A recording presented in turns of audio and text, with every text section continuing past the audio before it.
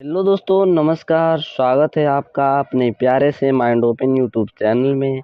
आज हम most important question देखने वाले हैं रीजनिंग के, जो कि महत्वपूर्ण है अंडर ग्रेजुएट लेवल के लिए।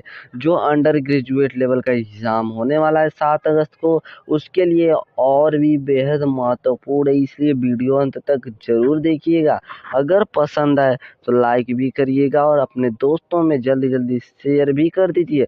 देखिए, पहला क्वेश्चन दिया है, क्या गया है, दिए गए संयोजन को दिखाए गए पैटर्न पर मोड़कर खोलने पर कैसा दिखाई देगा, यही बताना है। ज़्यादा कुछ नहीं करना है, बहुत आसान होता है रीजनिंग का। और देखिए, इस जो मैं क्वेश्चन करा रहा हूँ, उम्मीद करता हूँ इससे भी आसान ही क्वेश्चन पूछे जाएंगे। ठीक है, इतने हार्ड, इससे ज़्यादा अब हार्ड नहीं आएंगे। ठीक है, इसके नीचे ही आएंगे अंडर ग्रेजुएट लेवल है जो आने वाला है। ठीक है, देखिए तो इसको सॉल्व कैसे करेंगे।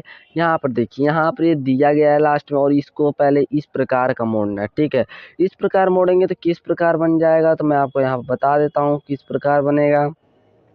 तो देखिए, जब इस प्रकार हम मोड़ेंगे तो कुछ इस प्रकार का बन जाएगा। फिर इसको क्या करना है, फिर इधर का मोड़ देना है। जब इधर का अगर मोड़ देंगे तो क्या हो जाएगा, इधर से ये वाला इस तरफ हो जाएगा और ये वाला इस प्रकार बन जाएगा, इस प्रकार का मिलेगा। और इसी से आप ऑप्शन का पता लगा सकते हैं, आपको एच ढूंढने की जरूरत नहीं है बिल्कुल।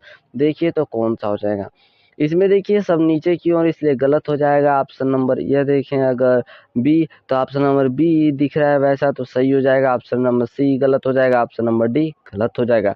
इसलिए जो आपका राइट ऑप्शन हो जाएगा, कौन सा हो जाएगा मेरे प्यारे दोस्तों, तो आप कहेंगे ऑप्शन नंबर बी हो जाएगा। ठीक है, उम्मीद करता हूँ समझ में आया होगा। चलिए बढ़ते हैं अगले प्रश्न की ओर। देखिए दूसरा प्रश्न क्या है, एक आदमी दक्षिण की ओर 50 मीटर जाता है, जाकर बाएं 30 मीटर चला गया, फिर वह बाएं मुड़ा और सीधे चलने लगा, तो बताइए वह किस दिशा में जा रहा है, यही बताना है। कैसे बताएंगे, देखिएगा समझिएगा क्वेश्चन को। एक आदमी है दक्षिण, अब देखिए मैं आपको दिशा बता देता हूँ किधर होता है।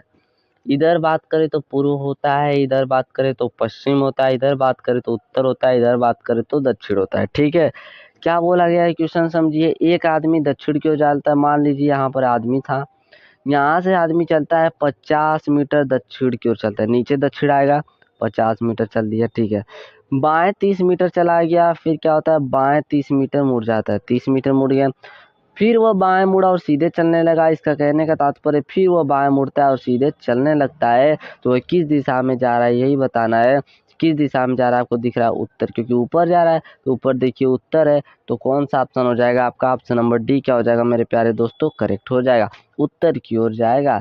बढ़ते हैं अगले प्रश्न की ओर। देखिए तीसरा प्रश्न क्या दिया गया है, यहाँ देखिए तीसरा प्रश्न, एक महिला की ओर इशारा करते हुए तरन ने कही, वह मेरे पति के ससुर की माँ है। तरन उस महिला से किस प्रकार संबंधित है। एक बात याद रखिए, जब भी इशारा वाला प्रश्न आपके क्वेश्चन पेपर में आता है तो आप उसे अपने फैमिली पर लेकर सॉल्व करेंगे तो बहुत जल्दी सॉल्व कर लेंगे। देखिए, वह मेरे पति के ससुर की माँ है, पति बना लेता हूँ। अब पति से बड़ा ससुर होंगे तो ससुर को ऊपर लिख लेता। ससुर की क्या है, यहाँ पर माँ है तो माँ बना लेता हूँ। फिर पूछा है महिला की ओर इशारा करते हुए तरन ने कही, मतलब तरन का महिला से किस प्रकार संबंधित है, तो क्या संबंधित हो जाएगा, यहाँ पर पोती का हो जाएगा, तो ऑप्शन नंबर बी क्या हो जाएगा आपका, करेक्ट हो जाएगा। उम्मीद करता हूँ समझ में आया होगा। चलिए बढ़ते हैं अगले प्रश्न की ओर। देखिए दिया है चौथा प्रश्न, यहाँ पर देखिए चौथा प्रश्न क्या दिया गया है, निम्नलिखित में से कौन सा विकल्प दिए गए पैटर्न को पूरा करेगा। पूरा करने की बात की गई है, इसमें देखिए समझिए कैसे होगा। यहाँ पर 3 दे दिया गया है, एक ही सिर्फ भरना है, कैसे भरेंगे इसको आप ध्यान रखिए।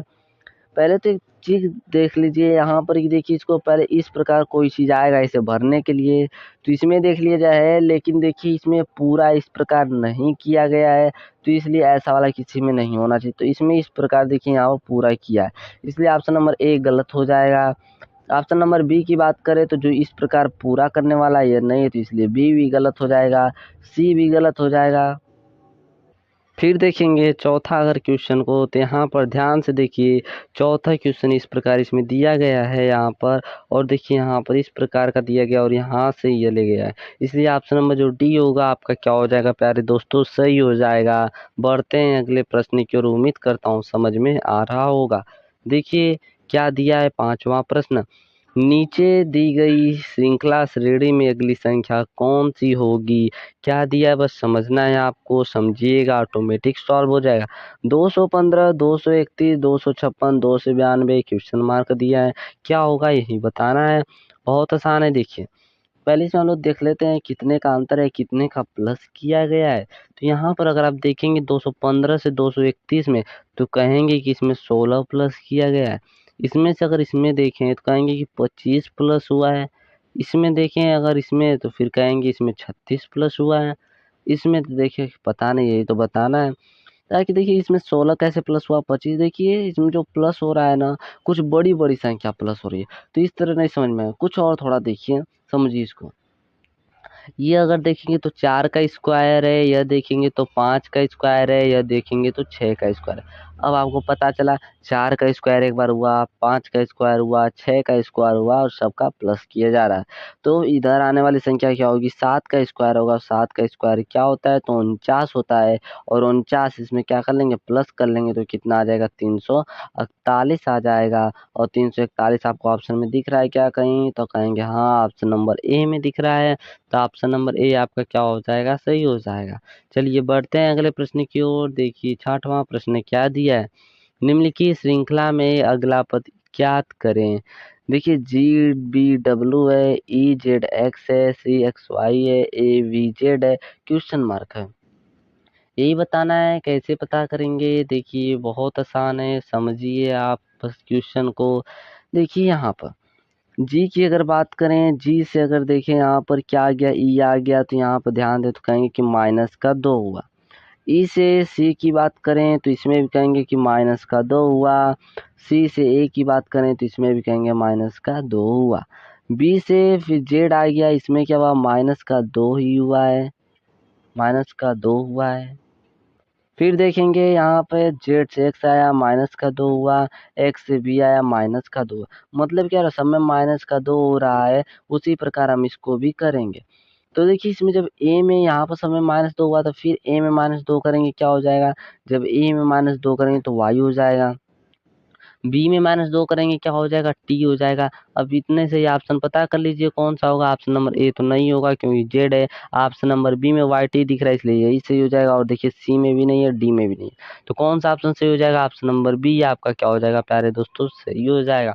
उम्मीद करता हूँ समझ में आया होगा। चलिए बढ़ते हैं अगले प्रश्न की ओर। देखिए 6वां प्रश्न क्या दिया है? यदि प्लस और माइनस को आपस में बदल दिया जाए और गुणे और भाग को आपस में बदल दिया जाए, तो निम्नलिखित समीकरण में प्रश्न चिन्ह के स्थान पर क्या आएगा? कुछ नहीं करना है, ऑप्शन को देखना है बस ध्यान से।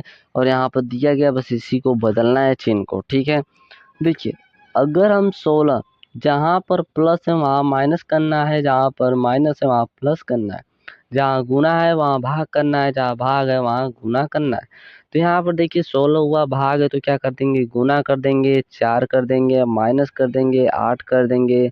गुना है तो भाग कर देंगे, माइनस है तो प्लस कर कर 4 कर देंगे। इसको सॉल्व कर लीजिए, आपका आंसर फिक्स से आ जाएगा। बोडमास का तरीका आपको मालूम होगा बहुत अच्छे तरीके से। पहले डिवाइड करते हैं तो 8 कम 8 हो जाएगा। 16 चौक को इधर करेंगे 64 हो जाएगा, -1 हो जाएगा, प्लस का 4 हो जाएगा। इसमें से इसको माइनस कर ले तो 63 आ जाएगा, प्लस का 4 हो जाएगा, प्लस कर देंगे तो 67 होगा। 67 ऑप्शन में दिख रहा होगा, ऑप्शन नंबर डी में। तो ऑप्शन नंबर डी आपका क्या हो जाएगा? सही हो जाएगा। बढ़ते हैं अगले प्रश्न की ओर। उम्मीद करता हूँ समझ में आया होगा। देखिए 8वां प्रश्न क्या दिया गया है प्यारे दोस्तों? दिए गए समीकरण को सही बनाने, संतुलित करने के लिए निम्नलिखित में से किन सक्रियों को आपस में बदलना होगा? यहाँ पर दिया गया है और इसको हल कर 22 लाना है, लेकिन ऑप्शन के मुताबिक। जहाँ भाग और माइनस, जहाँ भाग है वहाँ माइनस करना है, जहाँ माइनस वहाँ भाग करना है। तो पहले हम ऑप्शन पहला रखेंगे, उसके बाद अगर नहीं आएगा तो फिर दूसरा, तीसरा, चौथा रखेंगे। ठीक है, तो देखिए यहाँ पर 12 है, 12 को 12 रहने दीजिए, प्लस है, प्लस को प्लस रहने दीजिए, फिर 12, माइनस को क्या कर दीजिए? भाग कर दीजिए, फिर 4 कर दीजिए, फिर गुना, फिर 4, फिर भाग को क्या कर दीजिए? -2 कर दीजिए। अब इसको बोडमास का तरीका अभी फिर मैंने बताया पीछे क्या होता है। पहले भाग होता है तो 4 तिहाई का क्या हो जाएगा? 12 हो जाएगा। फिर 3 यहाँ से 4 लिख लेंगे, -2 लिख लेंगे, प्लस का 12 लिख लेंगे। इधर प्लस करेंगे इसको, 3 चौको 12 हो जाएगा, गुना कर लिए, फिर माइनस का 2 कर लिए, 12 12 24 होता है, माइनस का 2 करेंगे तो इधर क्या आएगा 22 आ जाएगा। और देखिए यहाँ पर 22 मिल भी गया, इसलिए कौन सा ऑप्शन सही हो जाएगा, पहला ही ऑप्शन आपका क्या हो जाएगा, सही हो जाएगा। बाकी ऑप्शन की देखने की जरूरत नहीं है। तो बढ़ते हैं अगले प्रश्न की ओर। देखिए 9वां प्रश्न क्या दिया गया है। अंग्रेजी वर्णानुक्रम पर आधारित निम्नलिखित 4 अक्षर समूह में से 3 अक्षर समूह एक निश्चित तरीके से समान है और इसलिए एक समूह बनाते हैं, वह कौन सा अक्षर समूह जो समूह से संबंधित नहीं है। मतलब इसमें कोई अलग है और 3 समान है। देखिए समझिएगा क्वेश्चन को क्या कहा गया है। एमपीटी दिया है, देखिए एम एम है, फिर पी ए फिर टी है। अगर एम में देखिए ध्यान से, अगर मैं एम में प्लस का अगर 3 करूँ तो पी आ जाएगा। फिर पी में मैं टी लाने के लिए प्लस का 4 करूँगा तो मुझे टी मिल जाएगा। इतनी बात समझ में आई। उसी प्रकार बी वाले को देख लेते हैं। डी है, डी से आ गया जी, इसमें भी क्या हुआ है प्लस का 3 हुआ। जी है, जी से आ गया के, इसमें भी फिर क्या हुआ प्लस का 4 हुआ है। एच से के आ गया, एच में क्या हुआ है कहेंगे कि प्लस का 3 हुआ है। फिर के से ओ आ गया, फिर इसमें भी क्या हुआ है तो आप कहेंगे प्लस का 4 हुआ। ए से सी आ गया, इसमें कहेंगे प्लस का 2 हो गया है। सी से जी आ गया, इसमें कहेंगे प्लस का तो 4 हुआ।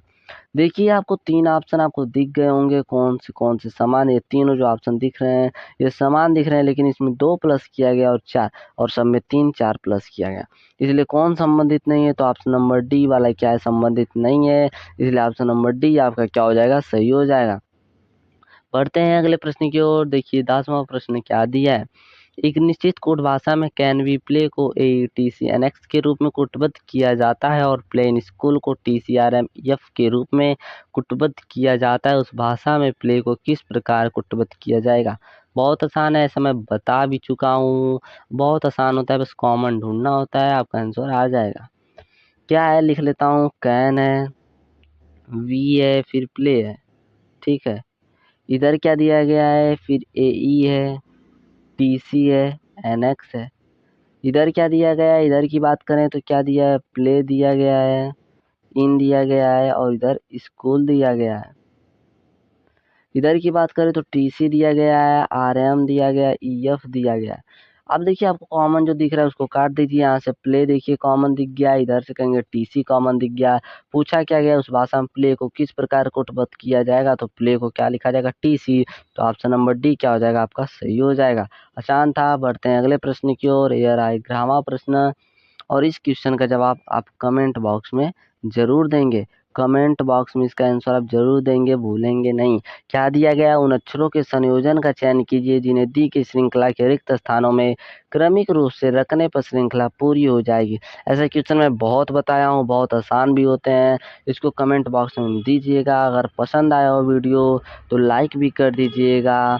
अभी तक चैनल को सब्सक्राइब नहीं किए तो सब्सक्राइब कर बेल आइकॉन को भी ऑन कर लीजिएगा, जिससे सबसे पहले नोटिफिकेशन आप पर भी पहुंचेगा। अगर आपके दोस्त हों तो कह दीजिएगा कि जल्दी से आप भी चैनल से ज्वाइन हो जाए सब्सक्राइब कर। जो 7 अगस्त को आगामी एग्ज़ाम आने वाले हैं उनके लिए मैं वीडियो महत्वपूर्ण डालता रहूँगा। धन्यवाद, मिलेंगे फिर हम नेक्स्ट वीडियो में।